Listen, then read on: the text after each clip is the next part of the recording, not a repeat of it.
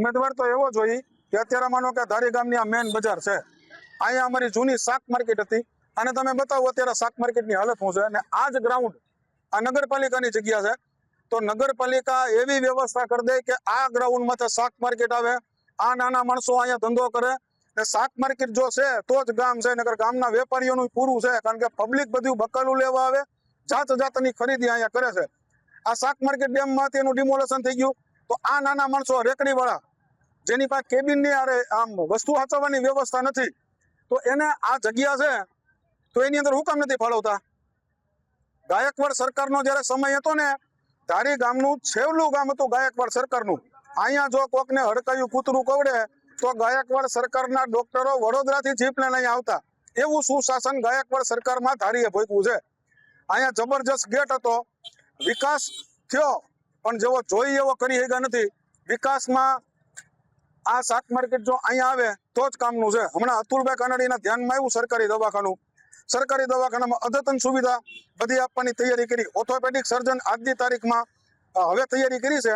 અતુલભાઈ રજૂઆત કરી છે, કામમાં હાથમાં લીધું. અમારા જેવી કાકડિયા ધારાસભ્ય અતુલભાઈ કાનાડીએ દવાખાનાની અંદર ઓર્થોપેડિક અને બાળકોની પેટીની વ્યવસ્થા કરી છે. નકર તો પહેલા એવું થતું, આવી વ્યવસ્થા થાય એટલે ડોક્ટરની બદલી થઈ જાય.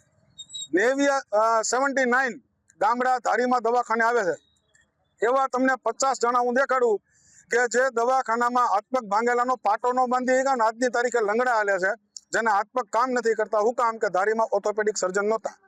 એટલે પાલિકાની અંદર એવો સભ્ય જોઈ કે જ્યાં નાનીથી નાની વસ્તુ પબ્લિક વચ્ચે લઈ આવે, આની રજૂઆતો કરે અને આ બધી સુવિધાઓ ધારી ગામ ભોગવે. મારું નામ હરેશભાઈ જે ઠાકર છે, ધારી ભટ્ટ શેરીમાં મારું રહેવાસ છે. ધારીની હાલત એટલી બધી ખરાબ છે, ગટરો માટે, નળ માટે, પાણી માટે, કોઈ પણ સાફ સફાઈ માટે છે નહીં. ધારીમાં બાથરૂમ ટોયલેટ છે નહીં ક્યાંય. પબ્લિક એટલી બધી હેરાન થાય છે, એની વાત જ જવા દો. સારા કોઈ ઉમેદવાર આવે, ધ્યાન દઈને સાંભળે. અવારનવાર કોઈ ઓફિસોમાં હોય નહીં, તમારે 5-5, 10-10 ધક્કા ખાવ તો તમારું એક કામ થાય છે. સિટી સર્વેમાં એમ, 2 નંબરમાં એમ, 2 નંબર જોયા વિના કોઈ કામ થતું નથી. અત્યારે પબ્લિકને એટલી હેરાન કરે છે. સાહેબ, પાલિકાની ચૂંટણી આવે છે, મારે તો એવું કહેવાનું કે પહેલા અમારે જ્યારે ગ્રામ પંચાયત હતી, ધારી ગામમાં ધારી ગ્રામ પંચાયત હતી, તે અમારે મસ્ત ફર્સ્ટ ક્લાસ એક ગોંદરો હતો, ફરતે પતરા હતા, ગેટ હતો, કોઈ પણ ઢોર ઢાકર બહાર નીકળી ના શકતા, કોઈ પબ્લિકને હેરાન ના કરતા. પણ અત્યારે જ્યારે ધારી નગરપાલિકા બની છે તો ડિમોલ્શન કરીને ગોંદરો તોડી નાખવામાં આવ્યો છે. તો ગાયોને કે રહેઠાણ નથી, કોઈ ધાન નથી, કોઈ ખળ નથી, અને ગાયો જ્યાં ત્યાં રગડતી ઢગડતી રહે છે. અને રોજ સાંજના ધારી શહેરની અંદર 4 થી 6 મહાયુદ્ધ ચાલે છે. ધારી ગામમાં મહાયુદ્ધ ફૂટવાનું ચાલે છે. તો મારે નગરપાલિકા હોય કે ગ્રામ પંચાયત બને કે નગરપાલિકા બને કે કોઈ પણ ઉમેદવાર ચૂંટાઈ ના આવે, જે પણ ચૂંટાઈ ના આવે, મારે એને ખૂબ વિનંતી કરવાની કે ગાયો માટે, ધણકૂટ માટે સારો ગોંધરો બનાવો. ગોંધરાની અંદર રહીએ તો ધારીની પબ્લિક સુરક્ષિત રહીએ. અવારનવાર ગાડીઓ પછાડી દે છે, લારીઓ પછાડી દે છે, જાનમાલનું નુકસાન થાય છે. ધારી શહેરની અંદર ગમે ત્યારે આવો 4 થી 6 મહાયુદ્ધ ચાલે છે ખૂટિયાઓનો, અને ધારીની અંદર 20 થી 25 ધણકૂટ છે. તો એની કોઈ વ્યવસ્થા કરવા નગરપાલિકાને નમ્ર વિનંતી. ધારી નગરપાલિકાની ચૂંટણીમાં સારા ઉમેદવારો આવે તો ગામનો વિકાસ થઈ શકે છે એમ છે. કેમ કે અત્યાર સુધી ગ્રામ પંચાયત હતી ત્યારે નાના માણસો હતા, એકબીજાને ઓળખતા, આંખની શરમને હિસાબે એકબીજાના કામ થતા હતા. ને હાલમાં જે આ છેલ્લા 1.5 વર્ષ જ્યાં પાલિકા આવી છે વહીવટદાર તરીકે, તો અત્યારે કોઈ વહીવટદારો કરતાં એટલા એના બધા કારકુનો સભ્યો એટલા બધા ઓલા થઈ ગયા છે કે કોઈ પણ જાતનો સામાન્ય માણસને જવાબ નથી આપતા.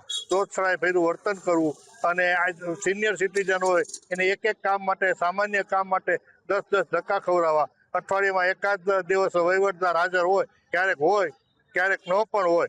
અને એ લોકોને પણ વહીવટદારોને એક સાથે 2-3 ગામો સોંપ્યા છે, એટલે એ લોકોની પણ મુશ્કેલી છે કે અહીં આવવું કે ન આવવું એમ.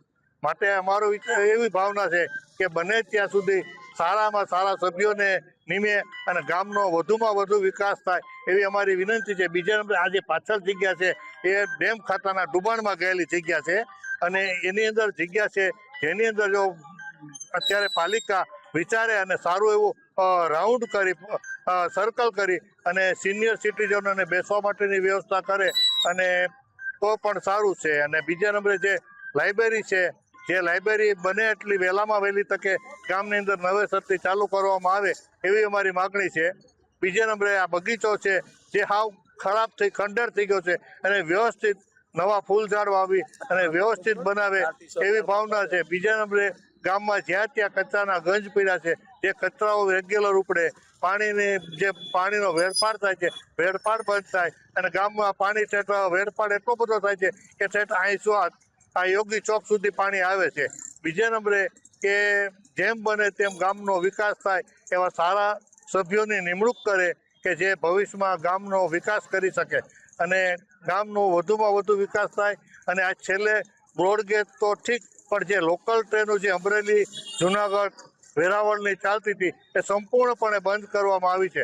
અમારી માગણી એવી છે કે ભલે ચલાલાથી તમે ટ્રેનો ચાલુ કરો, પણ બધી ટ્રેનો ચાલુ કરો. એક ટ્રેન આવે અને એક જાય એ વ્યાજબી નથી. આટલી મોટી પબ્લિક છે અને આજે તમે ટ્રેનો હાવ બંધ કરી દીધી છે તો એનો અર્થ શું છે? આજ ગાયકવાડ વખતે એટલી બધી ટ્રેનો ચાલતી હતી કે ગાયકવાડ કરતાં પણ આ લોકો બેતર પાટલીએ બેસી ગયા છે કે જે ગાયકવાડે બનાવેલું હતું એ પણ દિવસે તોડી નાખે છે. ગાયકવાડે બનાવેલી લાઇબ્રેરી તોડી નાખી, ગાયકવાડે બનાવેલું બાલ મંદિર તોડી નાખ્યું, ગાયકવાડને જે આ ટ્રેનો હતી એ ટ્રેનો બધી બંધ કરી દીધી છે અને ખૂબ જ માણસોને જુનાગઢ છે, વેરાવળ જવા માટે ખૂબ જ મુશ્કેલી પડી છે. માટે અમારી વિનંતી છે કે તાત્કાલિક આ ટ્રેનો ચાલુ થાય અને બ્રોડગેજ માટે વધુમાં વધુ ધારાસભ્યો તથા સંસદ સભ્યો ધ્યાન દઈ અને વહેલી તકે કરાવે એવી અમારી પ્રજાજનોની માગણી છે.